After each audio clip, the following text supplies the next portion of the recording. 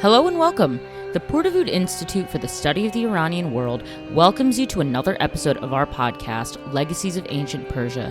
Join us as we further explore the many legacies of ancient Persia and its relevance to global patrimony.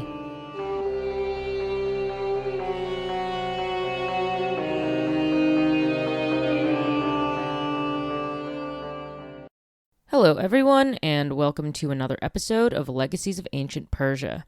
This week's guest is Dr. Deirdre Klokow, an assistant professor of classics at the University of Texas at Austin. In this episode, we chat about Seleucid coin iconography, who used coins alongside financial crisis and devaluation, the limits of evidence for women's economic activity, her research on Laodike, and her forthcoming book, The Seleucids and Their Land. We hope you enjoyed this episode, and if you like what you hear, please give our show a 5-star rating and review us on Apple or Spotify. Great. Well, welcome to Legacies, and I want to just get us talking right away and ask you, how did you get into the field? Yeah, I was always really interested in history. As a kid, I was one of those nerdy kids who was constantly reading historical novels and historical textbooks. And I was always really interested in Alexander, particularly, very interested in this idea of the Greek world kind of existing on the edge of this larger sort of international cosmopolitan world. I found that really interesting. So, yeah, I kind of pursued that as a sort of just side thing. And then when I found myself at Columbia University doing my undergraduate degree, I was very lucky to overlap with some great classic scholars there who were doing a lot of really interesting work on the Hellenistic period. And I just followed my bliss into that. Nice. And then, I think it's quite common. Almost all the conversations I feel like I've had for this podcast have been a lot of people who had to start in classics just because there wasn't a way to sort of start with Persia. So you start with classics and then you sort of find your way to doing something with Persia as well. So, as yet another person who had to do that, how did you find your way to the Seleucids? Well, it was actually through Persia. I took a class on Alexander as undergraduate with John Ma, who's a great historian, Hellenistic historian. And he taught this class on Alexander from from a sort of dual perspective, right? From both the Greek perspective and also from the Persian perspective, which was something I hadn't really been exposed to. And it really opened my eyes to this incredible whole vista of history, right? These fascinating languages, this incredible art and architecture, and just the sort of structures of this incredible state. And I was very interested in how that was sustained. How was that working? And through his work, I got interested in the Seleucids, which I think if you have your feet in classics and you have this sort of philological training in the languages, I didn't want to really abandon that altogether, right? You're sort of invested at that point. But I was very interested in pursuing my interest in the Near East as well. And the Hellenistic period and the Seleucids kind of let you have a foot in each world in that sense. And you can sort of play with the Greek sources and the Greco Macedonian tradition, but you can also be sort of grounded in the Achaemenid Persian tradition and in the sort of languages and structures of the Near East. So I guess I didn't want to choose. That's very fair. A lot of us don't want to be forced to choose. And like many scholars, of course, you have many interests in several different sort of subfields and stuff. But almost everyone does. And I feel like it'd be uncommon if people didn't have varying interests. But I think I saw just sort of perusing your previous work and stuff. I think I saw somewhere that you are interested in sort of landscape archaeology. There's some numismatics in there. There might have been something, I think, on epigraphy. I don't remember. I was doing a quick scan. To some, that may look like, oh, that's a lot of different footprints and interests in a lot of different, very specific things. But I'm always curious to hear from people themselves. Like they are very wide ranging, but you can always find sort of ties between them. So, how do you see your work as sort of tying together these really disparate seeming like interests? Yeah, that's a great question. I mean, I think one answer to that is the simple one that if you work on the Hellenistic period, if you work specifically on the Hellenistic Near East, you have to deal with all these kinds of different evidence because we lack a sort of connected literary tradition, let's say, that we find, for instance, in classical texts. You can't really tell this kind of history unless you're able to pursue the more documentary evidence, and that is very scattered. So we need the numismatic evidence. There are a lot of periods of Seleucid history, for instance, that we would be completely in the dark about if we didn't have the numismatic evidence. So I think if you are going to work in the Near East, that needs to be something that you're drawing on. Otherwise, you're sort of left with big chunks of historical periods and historical actors that are sort of invisible to you. But one of the things that really interested me in looking at the material record, looking at things like numismatics, was the way that this lets us get at a way of telling history that's not so embedded in elite structures. One of the things that I look at, particularly in my book, are bronze coins, for instance. They're not often studied because they're not as beautiful or as sort of glamorous as the precious metal coinage, right? They lack the sort of incredible, detailed artistic iconography that we find. But in many ways, I find that more interesting. You can tell a lot from the patterns of usage and dispersal and minting, from the way that people are actually interacting with economic structures. And that's something I'm very interested in getting at. I think as historians, we can do better about widening our perspective beyond just what are kings up to at any particular moment. And that's particularly true in the Hellenistic period because the evidence is so scattered. So wanting to deepen my ability to work with different forms of evidence was really, I think, driven by a desire to widen my historical grasp. Yeah, that's so cool. Well, I have a very soft spot for numismatics in my heart. I knew it wasn't going to be for me at any sort of advanced level, but my final semester of undergrad, I had the pleasure of taking a course on, I think it was like Byzantine art and Mhm. iconography, so something like that. And I remember my professor at the time said we were going to get to be able to choose what we wanted to do our final paper on.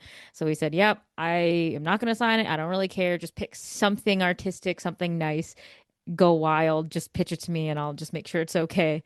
And at that point, this had been like a whole semester of learning about some of the most famous buildings and artworks. And so, of course, I was like, well, obviously, I have to tie it to, well, first I thought I was going to tie it to Hagia Sophia. And then I was like, actually, no, I want to go beyond that. So I ended up writing about like the iconographic changes on Byzantine coins, sort of between the iconoclasms, because I was like, this Mhm. seems interesting. And so it was the hardest paper I've ever had to work on because I was like, I'm so clearly not a numismatist. I was like, this is really hard.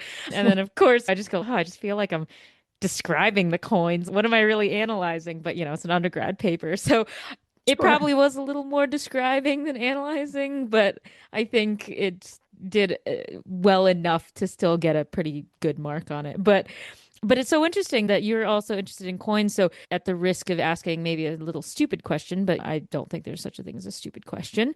So, for these coins that you're interested in, and obviously this is a different time period than the one I was looking at anyway, what would have actually been on them? Is it still like figures and people? Is it more like symbols, objects? And is it like that the things on these coins that you're looking at are changing? Because obviously these are coins that are minted to this day. They're doing stuff. They're in circulation, but also I'm not naively thinking like everything is like this beautiful, big, round, like tetradrachm, right? So I'm thinking, no, but like these are merchants and people are using these coins, so probably not every single one is gonna have a beautiful image that you've seen countless times. So yeah, what would have been on the coins that you're looking at? Yeah, that's a great question also because for bronzes, they don't survive as well. We often find them from archaeological contexts where they've been in the ground for a long time. And I tend to put them on PowerPoints and people are going, what is this lump of bronze that you're asking us to look at? And I have to sort of say, no, trust me, if you look at it under like a microscope, you can see what's actually going on.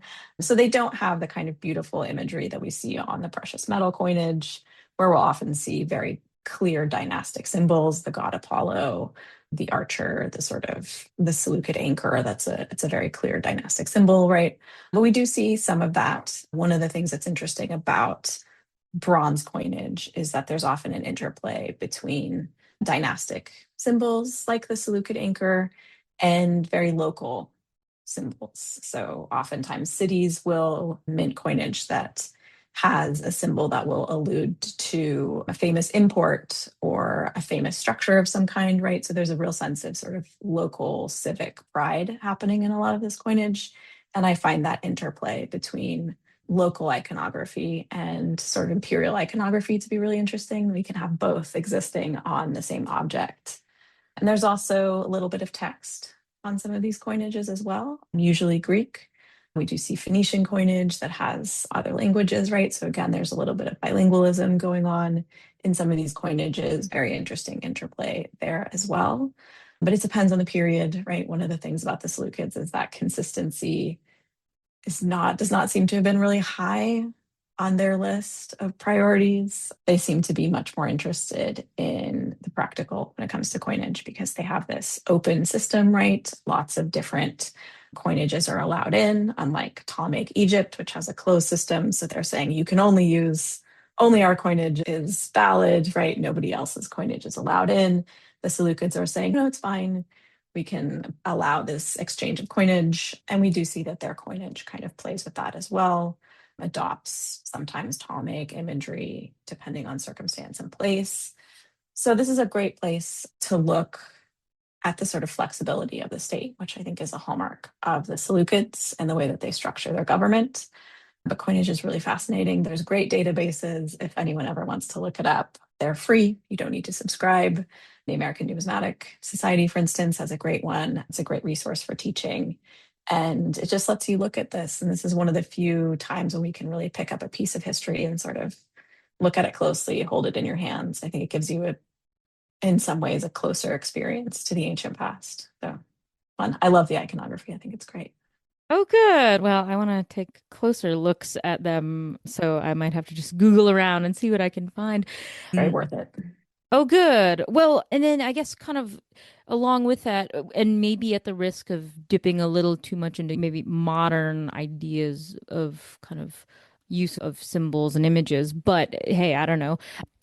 If like a certain city would mint a coin or something with a specific symbol, is this mostly just to say this is where it originates, this is where it's from as a marker just for that? Or is it more they really thought of being able to also put on coins kind of like symbols of state power, let's say? I don't have a really better term for that, but if you wanted to really sort of, I don't know, talk about your like the empire's propaganda, right? You'd say, okay, I want this image. So even though we're okay with other currencies, seeing them coming from other places, this is ours. So like using it much more as a stamp of kind of like state identity versus just a marker of this is where it came from.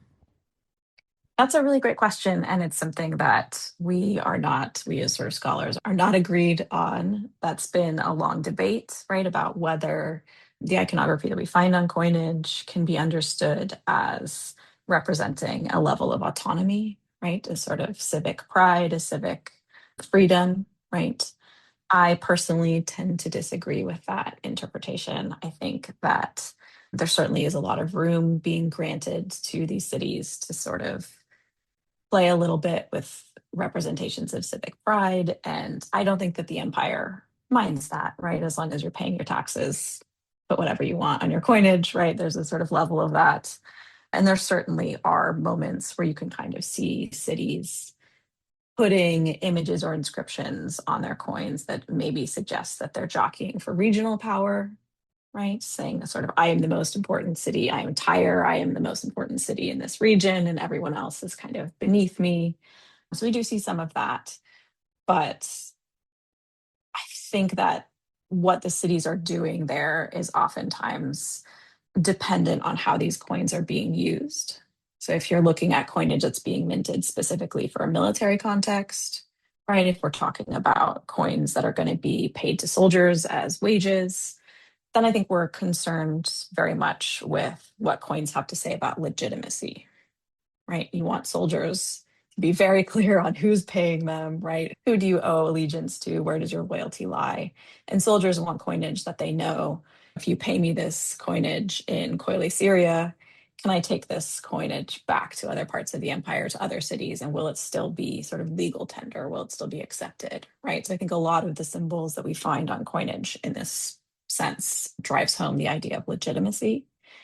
And I think that's less of an issue on the civic level than it is on the imperial level, which is why we still see the push to sort of have imperial iconography on coinage, right? And I think it's important that it's fun to get into the iconography and what does this mean and levels of freedom and autonomy in the Greek polis. And it's all very exciting. But I think we have to think about our own experience with money, right? And of course, we live in basically a like post cash society these days. So it's difficult to make this analogy. But back in the day when we used coinage, right? How many of us were really looking at the symbols on the coins that we used, right?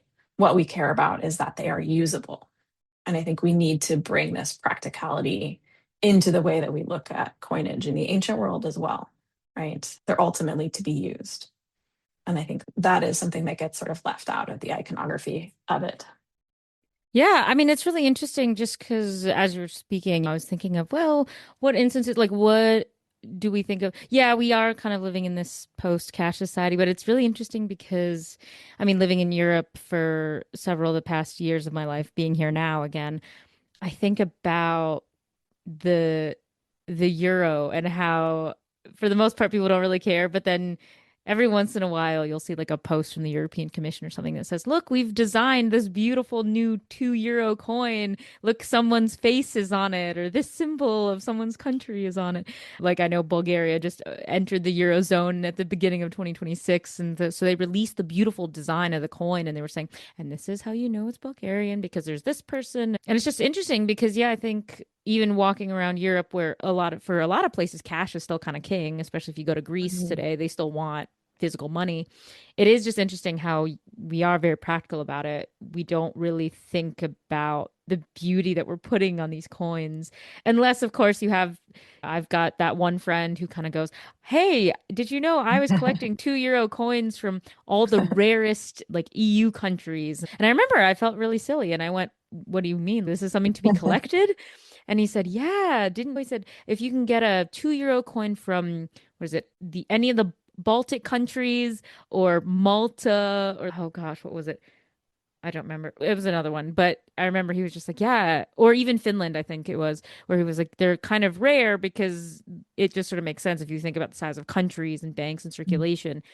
The German coins, the French coins, like those are going to be so heavily in rotation. That's usually what you're going to find in your coins. And so I was like, oh, this is fun. So Yeah, it's exactly the same way in the ancient world where we have coinage that's minted, the sort of run-of-the-mill coinage, and especially with the Seleucids as they sort of descend into fiscal and political chaos as time goes on, we see the minting of coinage, precious metal coinage being kind of special occasion. And we see things that are maybe less coinage and more sort of medallions, right, being minted for special occasions. I won a big war.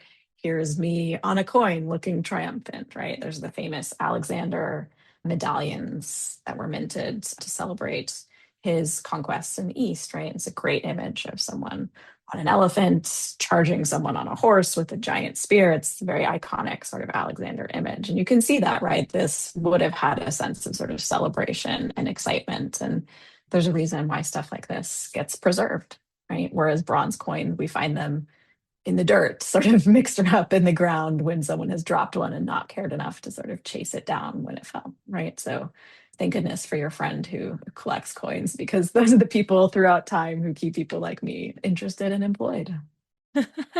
oh, good. Well, I will admit that after that conversation, I started thinking, okay, well, now I got to start a collection. So I remember when I went to Finland and Estonia, tried my very hardest to get euros that had the minting from those countries.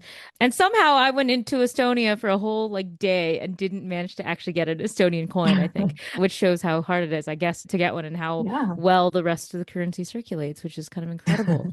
But one thing I also wanted to ask on the subject of coins is I think we hear of periods during various periods during antiquity where war, rebellion, other things, hard times come, and there's always some sort of, oh, currency at this one point in time might have been devalued. You have Mhm. problems. You can't pay people. How do you make the money stretch to pay your army in times of war? And so I do know there are instances of because a lot of ancient coins were quite thick and heavy, you would shave some of the metal off to sort of lighten them, I know, to try to make it stretch further. And so then you're essentially producing money from money you already have. So I'm just wondering if this is a trend that you're seeing during this time period as well, or is it like an issue with the material so it's not as common, or yeah. Yeah, that's a great question. There's definitely many periods in it in the ancient world where we see states devaluing their coinage, right? It's usually not a good sign. It's not a sign that things are going well, right? This is something you do in times of fiscal crisis. We definitely also see both in the material record, you can see coins where people have sort of been kind of cutting off bits of the edge, right? Melting down gold or silver, probably to make coinage or to make whatever it is that they're doing with that coinage. And there are laws also that we find records of forbidding people to do this. You can't go taking bits off coinage. This is state property, right? So we definitely see in the numismatic record the kind of reactions to fiscal uncertainty.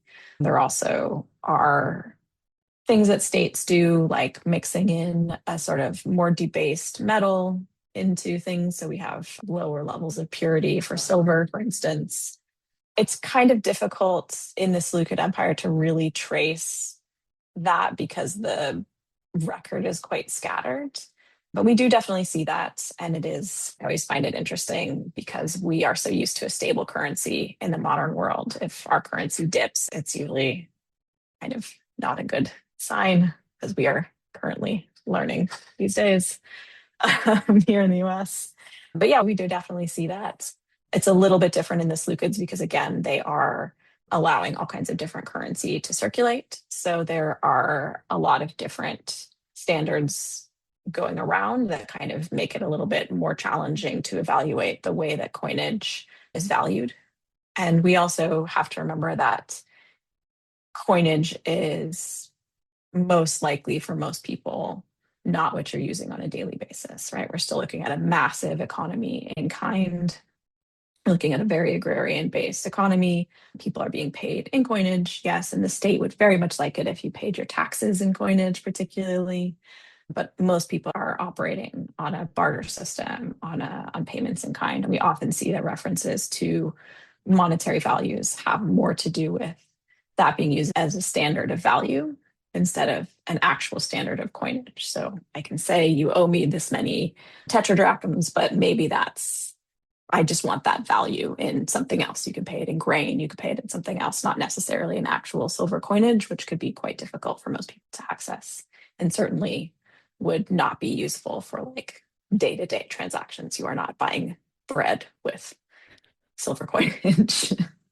That's very fair. Now, one thing that I'm also curious about is because, as you've just told us, yes, we're still having this sort of ancient barter system. Coins are, yeah, they're around, but they're not the most popular thing to pay with. Who is basically able to who is using coins then really to pay? And also not only who is there a specific class of people like insert merchants or something, but also I see some of the work you've done also is kind of on the agency of women and stuff. And so I'm just wondering, historically, obviously, with most of ancient Greece, it's a man's world, right? If you're a woman, you're to be seen and not heard. You're usually upstairs on the second floor, tend to your weaving and sort of leave us alone. But then during later periods, especially we hear stories from the Persian Empire throughout various times in history that sometimes they're given more agency than women in ancient Greece. So yeah, so who's really getting to use these coins? And yeah, That's a big question. Definitely, I think if we're talking about sort of precious metal coinage, we're looking at elite level purchasing power, right? Oftentimes, state power. We can look at very high level transactions when the Seleucids are defeated by the Romans and they owe an indemnity to the Roman state. This is the kind of thing that you pay in coinage. Taxes, quite often expected to be paid in coinage. The one thing that's interesting is trying to understand if taxes are being paid communally, if an entire village is paying their taxes together, are they sort of gathering together the monetary value to then exchange for coinage? What does that exchange system look like, right? Soldiers definitely are using coinage. We can see this in the pattern of mints that rise up, right? Mints are generally speaking not permanent structures. You don't actually need that much to mint ancient coinage. You need some bullion, you need some strong people, you need hammer and anvil, and this kind of thing. So they can sort of pop up as they're needed, although there are, of course, like stationary mints in large cities and large administrative centers. So we can kind of follow the pattern of mints where they crop up and know that they're sort of following, for instance, where armies are going. So we know that soldiers are paid at least partly in coinage, and they're using this to sort of engage with local economies as they're buying whatever it is that soldiers are buying when they're off duty.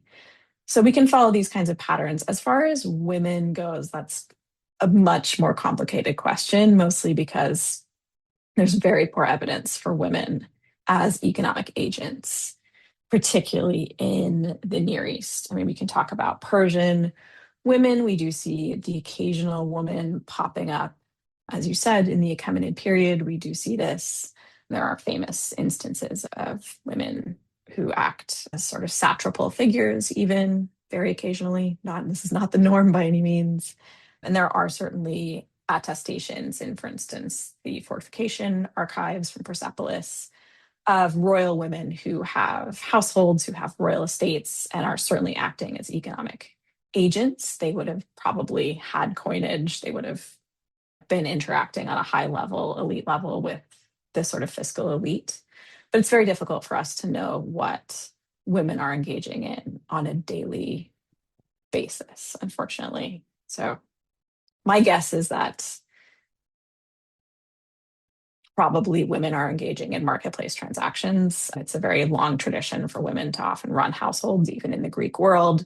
It seems that while male writers would like it to be that women are sort of sequestered and kept very private, the reality is probably quite different. And we do know that women are out and about in cities and engaging in the running of households, right? Not every woman can afford to be protected. Some women need to engage in economic transactions because we all need a two-income household these days, right? So I think it's a little bit more complicated, and I think we can certainly suggest that women are engaging in this kind of economy. But as far as actually being able to demonstrate that in the evidence, it's a bit of another story. Sadly, yeah, it always is when it comes to ancient women. It's like we know they're doing things in the ancient world, but the fact that we just don't have a lot that survives that tells us what exactly were they doing is, yeah, it's always a source of frustration, I think. And that's, yeah, not even just with economic transactions. I think it's with a lot of other things too, where we're just like, we know you're It doing something. is. Oh, It is. But I mean, I think if we look, there is a lot of really interesting evidence that suggests a much wider sense of agency, particularly in the Near East, where we have dynastic power that gives a lot of agency and representation to female authority. I teach a class on all the Cleopatras. And one of the things that does is kind of try to tell history from the perspective of women who engage in ruling practices. It's a lot of fragmentary evidence. It's a lot of sort of hints at things, and there's a lot of unpacking the sort of male centered gaze from both the ancient and modern scholarship, right? But I think it can be really rewarding. And I think as a field, we're slowly moving in that direction. yeah. Well, as much as I love talking about coins and economic transactions, I did sort of hopefully create an opening for us to go more into the female Yeah. involvement in the ancient world things. So I know it's been a couple years now, before my time at UCLA for sure, but I know you came and gave a talk. And so I briefly wanted to, so I had to go back and find it, obviously, since I wasn't at UCLA at the time. But yeah, I wanted to make sure I had time to ask you about your work on Laodike because she seems like a fascinating figure. So if you could start with just sort of telling anyone in the audience who like doesn't know this name or who she is. Just like a short rundown of, yeah, who is this queen? That's a great question because her identity is a little bit debated. We don't know exactly if she is a woman who was related to the Seleucid dynasty herself, or if she comes from a family that is more rooted in Asia Minor, sort of on the elite fringe of the empire, but not part of the empire and the imperial structure itself. I tend to think that doesn't matter so much. What matters is that we know that she is a member of the elite. She seems to have strong family ties to Persian power. So she is someone who comes vested with a lot of her own sort of imperial and regional authority. She marries the Seleucid king, Antiochus III, and he is, of course, going to go on to become the most sort of successful and powerful of the Seleucid kings. He is the one who sort of restores territorial integrity to the empire, returning it to the size almost of what Alexander had conquered, which is basically most of the Achaemenid territories, which is a massive amount of territory. And she's actually, Laodike is quite well attested for a woman in the ancient world. So she's a very fascinating figure to study. And one of the ways that she crops up very prominently is in royal cult and civic cult. So the Seleucids are not quite doing the same things with royal cult that we see in Egypt, for instance, where women are very prominently part of dynastic cults there because we have this sort of pharaonic tradition of offering cultic worship to the pharaohs. In the Near East, it's a little bit more complicated, but we do see cities in Asia Minor starting to offer sacrifice and worship to Laodike. And it seems to be kind of spontaneous, right? We don't have any attestation that the king is going to these cities and saying, I'd really like it if you would sort of offer this kind of worship to my wife, right? Instead, we see cities responding to her as a benefactor. And I think what's very interesting there is that oftentimes Laodike is stepping in as a benefactor to cities who have been decimated by her husband's sort of warmongering tendencies, if I can use that phrase. So we see a kind of dual partnership happening here in this dynastic space, where the king is this very active military figure, is sort of imposing martial will on these cities. And then the queen, well, queen isn't a tested term, but I'll leave that to the side. Laodike comes in and she sort of says, oh, well, we'll give you money to help restore your city because you've been through some terrible times. And we'll give you money to set aside in a fund for dowries for citizen women, right? So we see that she is very engaged in the sort of diplomatic aspect of Seleucid power. And also that she has a very strong ability to act with a lot of economic agency, right? She clearly is able to disperse imperial sort of resources. And it's very carefully couched in these texts that she is always acting as an agent of the sort of larger imperial structure, right? The language is always, I am doing exactly what my husband, the king, would like me to be doing, right? I'm concerned about your welfare, as is he, right? So there's always this kind of dual paired system, which I find kind of funny because what she's not saying is he's the one who sort of devastated your city. So the level of his concern is maybe slightly overstated. So we see this kind of benefactor relationship growing up around Laodike. And then we also see a very interesting moment that is unfortunately, well, it's well attested again for the Seleucids, but not as well attested as we would like, which is her involvement in the sort of imperial cult, right? So we've been talking about civic cults, which are related to and growing out of small cities. This is imperial cult. This is the sort of widespread worship of Antiochus himself and his ancestors, right? And we see that Laodike is brought into this very briefly. And this is very fascinating because this is something that the Seleucids haven't done before, right? This is a new moment. This is a new sort of venture into, or maybe a strengthening of imperial ideology to incorporate not just the ruling king and the ancestors before the kings before him, but a female figure into this kind of royal ideology. This is a really big step, and it's new. It's not new in the Near East. We've seen this with the Hecatomnids, for instance, very famously had brother-sister pairings who were similar cults. But for the Seleucids, this is new. So there's something clearly different about this moment with Antiochus and Laodike, where I think we can see the Seleucids trying to centralize and focus this idea of dynastic ideology and this idea of dynastic pairing. And I like to think about this as a moment where we see female authority being kind of institutionalized within the state.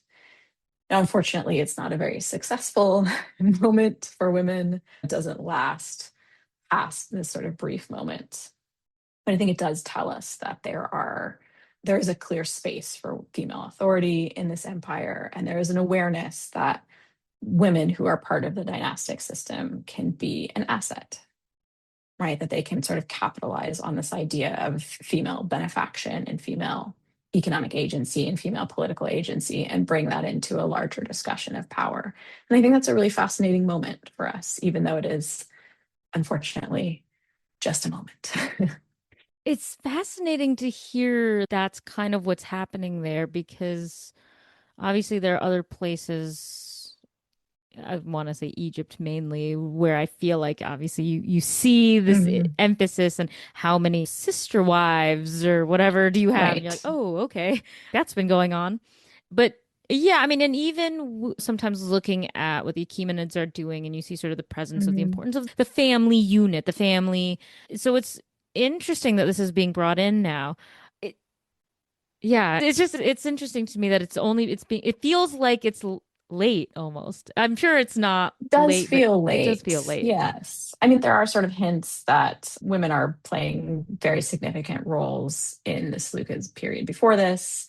There are a lot of city names that are named, cities named Laodike, Apamea, right? These are named for royal women. And we do definitely see moments where other royal women are involved in, for instance, large scale land transactions. And we can see in those attestations that these women come with their own sort of household, right? They have their own court, they have their own economic advisors. So it's clear that this is a level of female authority that is fairly well entrenched within the state apparatus. But there's a push to, I think, develop the sort of public presentation and iconography of that. And definitely what you said about the sister wives, like that plays a very big role. Incest and royal incest in particular is something that is, I think, very deeply tied to female authority. The Ptolemies, of course, are all over this, right? Doing this constantly. And Laodike and Antiochus III, they're not actually siblings, but they are somewhat related. And she is presented in texts as his sister, referred to as his sister, and they refer to each other as siblings. So there's a clear attempt to sort of develop this imperial closeness.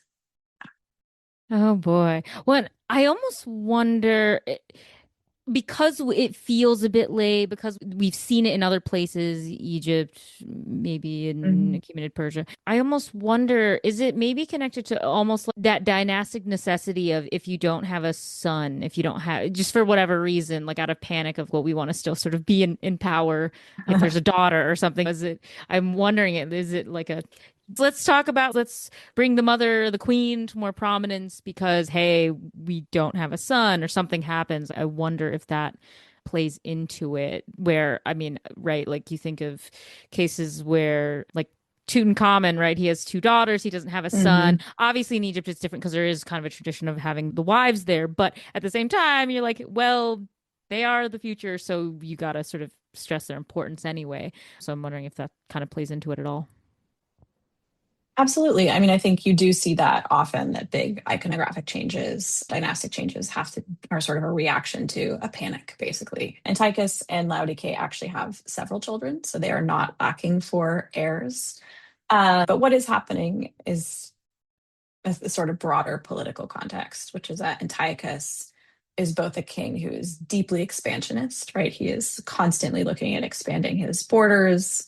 And he is also a king who is very much aware of his own historical context. The Seleucids are not usually very keen on presenting themselves as the sort of heirs of either Alexander or the Achaemenids in a lot of ways. They present themselves as something very new, even though they are deeply in dialogue with Persian traditions.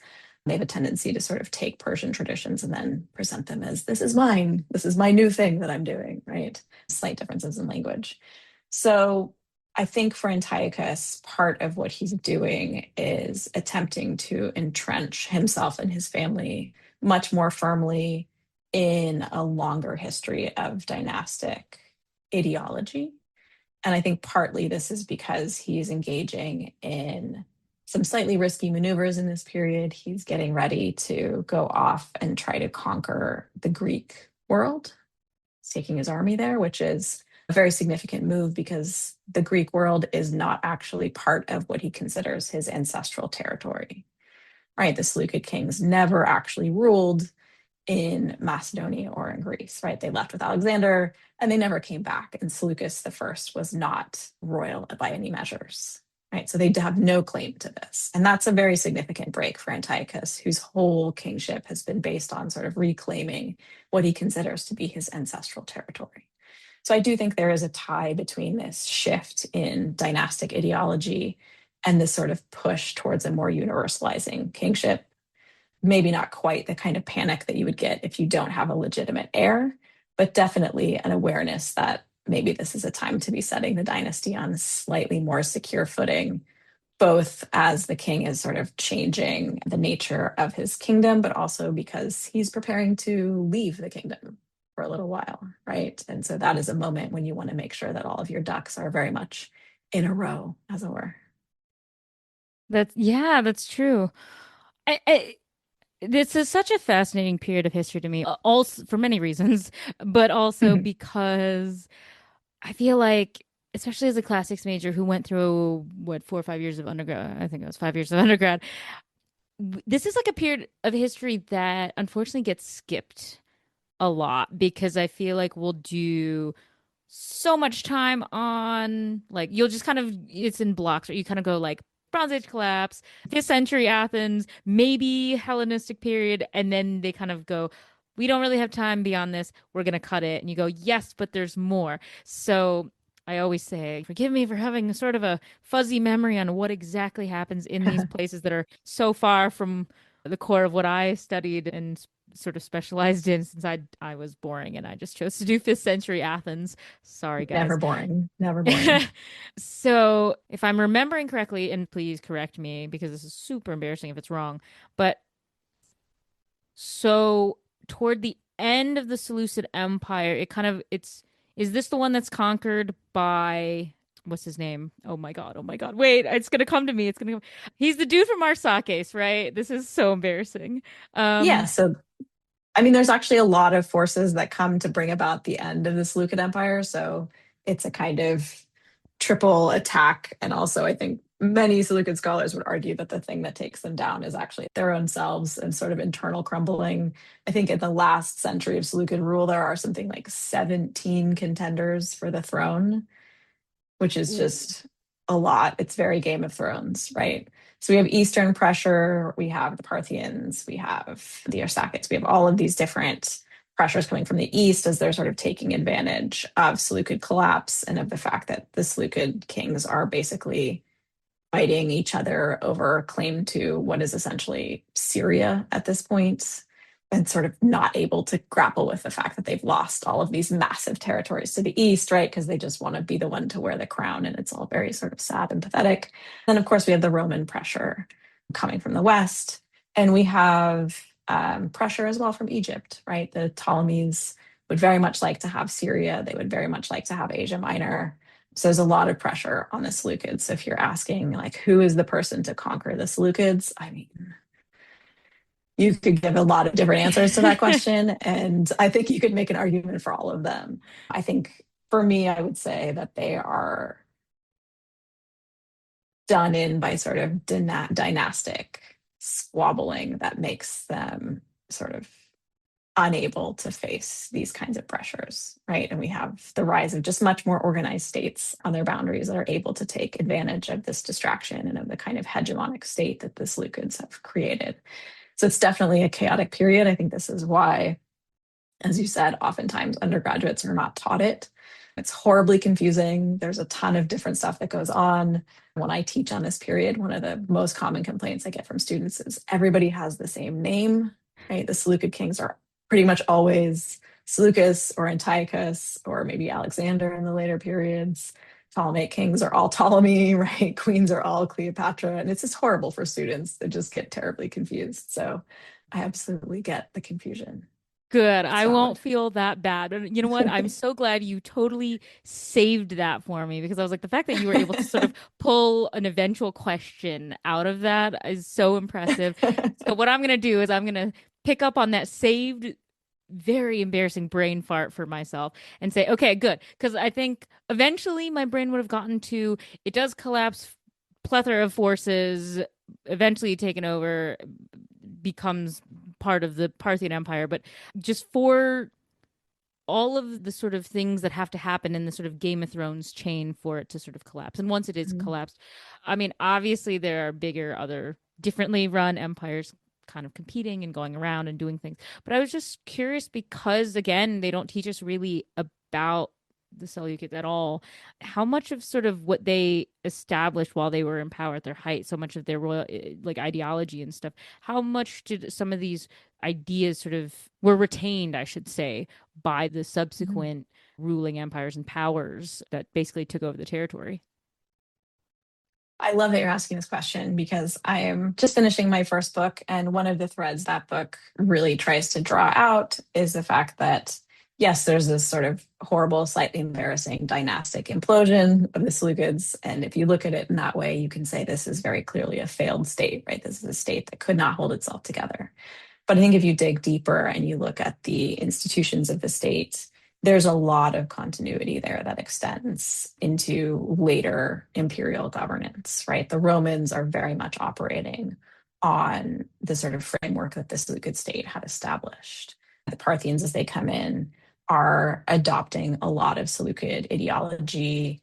We see this in the Greco-Bactrian kingdom that arises in the East, right? There's a lot of interplay with Seleucid ideology, this sort of Hellenistic, if you can use that term. I'm not sure that it is actually meaningful at this point, but representations of kingship and what they mean, and the idea of a kind of hegemonic state that is not necessarily centered in a specific physical capital, but where power can be more fluctuating and can reside in the person of the ruler, which is something that we definitely see the Romans playing with, right? They can move their capital from Rome to the east and it doesn't cause the state to fall apart. I mean, it maybe doesn't help, but right, there's a sense of flexibility there. And I think that really is adopted. Certainly the administration, taxations, things like this, economic structures, fiscal structures, those tend to survive in clear ways.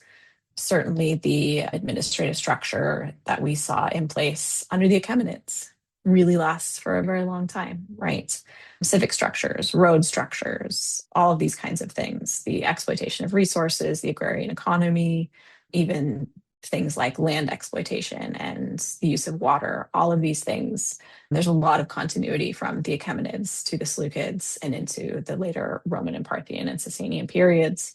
So I think we can see a lot of continuity there. And to me, that tells me that we have to look at this period from two levels. You can look at it from the level of kingship and dynasty, in which case, just a big mess.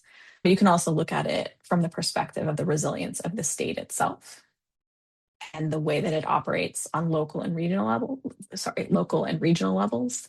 And I think there's a lot of strength there. And it tells us that the Seleucids might have been bad at kingship, but I think good at running a state overall, which is a Like, very sort of qualified compliment. it's like I feel like some of the best things out there you'll find are like, yes, great at one thing, terrible at another, but look at the full picture and you're I like, mean, yes.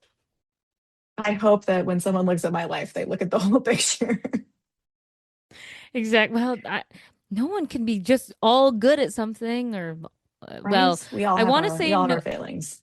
Yes, I also want to say no one can be all bad at some things, but that may not be true. Well, in 2026, it might be too soon to say that. Right. I was like, actually, I think it's too soon to say, but yeah, we'll leave it at that. So, yes. So this book that you are almost done with, this is sort of the time that I want to build into the podcast where I say, yeah, please promote yourself. Tell people if you've got books, other publications, articles out that they might want to go find or anything else that you're working on.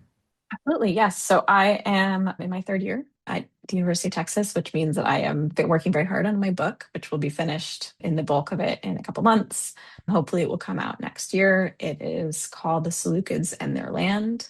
It looks at exactly what we have been talking about. It's focused on state administration and sort of institutions of land tenure, of local economic structures, and how they intersect with the larger state. There is a chapter on the Achaemenids. It is the first chapter in the book because one of the things that I think is really important in scholarship is to stop sort of siloing the Hellenistic period as its own weird, freakish moment in history and to really understand it in terms of the larger imperial history in the Near East. So that was something that was very important for me. So hopefully that will be a useful contribution. I have a couple of other pieces coming out this year as well as a big dye study on early Seleucid coinage under Seleucus I. I have some work coming out on women and the infrastructural state. So I've got a lot coming out that I'm looking forward to. So hopefully I'll be able to engage with current scholarship in an exciting way. I think it's a good moment for the Hellenistic periods and for history in general. Oh, that's great. Well, I would love to keep the conversation going, but of course, time is always the issue. So I'm going to have to pivot us to our final two questions. But so at the end of each of our podcast episodes, I normally ask guests two questions that can be answered however you would like, because I do realize that most people on this show are not going to be pure Iranologists. And so, again, meeting the Persians through adjacent fields, it's going to yield some different answers. So please feel free to answer these however you would like. Interested in learning more about the wonders of ancient Persia? Visit the UCLA Archaeological Gazetteer of Iran. The Gazetteer digitally preserves famous locations, World Heritage sites, and lesser known areas from all time periods of ancient Iranian history. You can explore using the interactive map or visit the encyclopedic catalog for updates to the ever-growing list of archaeological sites. Visit www.irangazetteer.ucla.edu and learn more about what the Archaeological Gazetteer of Iran has to offer.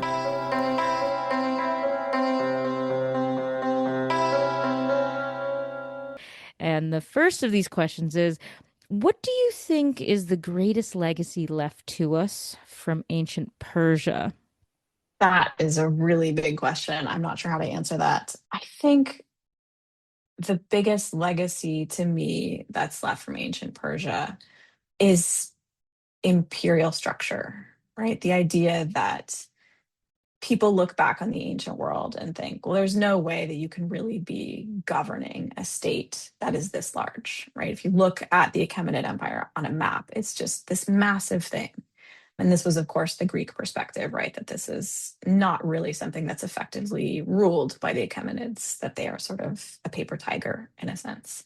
But I'm very interested in the way that they are actually really effectively managing to run this empire. And unfortunately, I think the darker side of that is something that we have not spoken enough about, I think, as a field, which is the sort of empire as organized violence and sort of very extractive state. So I guess that's a legacy for good and a legacy for bad, right? In order to create a really effective imperial state, which I think the Achaemenids certainly did, there is this darker colonial sense. And as we're diving more into dossiers like the Arshama dossier, for instance, from Egypt, I think we're really starting to focus on that. So I think, yes, the effects of empire would probably be, yeah, the big legacy for me.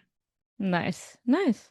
And the second question I have for you is, what, in your opinion, do you think would be the best legacy that we as current scholars can leave for future students for Iranian studies? Ooh, that's a big question. Also, wow, with the hard hitters here. I mean, I think I never thought that I would be someone who was studying ancient Persia. As I started my undergraduate career, it wasn't even really something I'd ever thought that much about.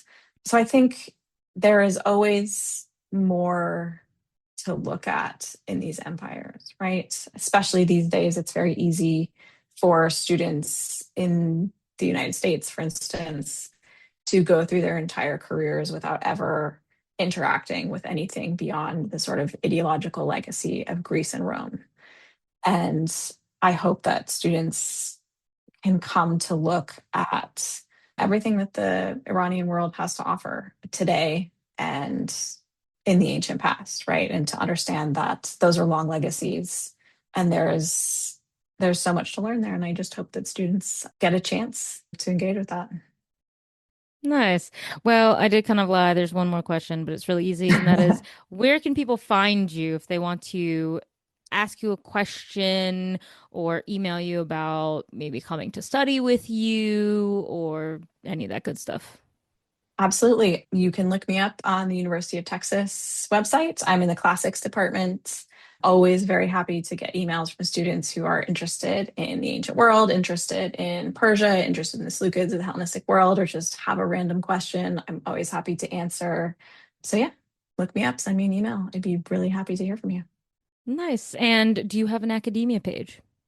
I do have an academia page. I'm admittedly really horrible about updating it because I don't do social media or anything like that. So I tend to forget that all of that stuff actually exists. I promise to try to do better about that. But honestly, it's 50-50 whether I'll follow through on that. But I do have an academia page and there are some things on there. That's totally fine. It's okay. I know being in academia is busy enough. So when people go, oh God, I have to update social media too. Yeah, it's terrible. So we don't blame you for that. But if there are things on there, just in case people want them, I will link that in the show notes as well as your faculty page where they can find your email. And with that, I want to thank you so much for coming on the podcast today. I've been really looking forward to this conversation. And I hope that maybe you will grace us with your presence again in the future. I would be happy to. I was so delighted to be asked to come here. And I just want to say how great I think it is that you're doing this podcast. We are not very good at academics, at sort of getting our work out there and stimulating conversations with people. And I just think it's great that you're doing that. Thank you.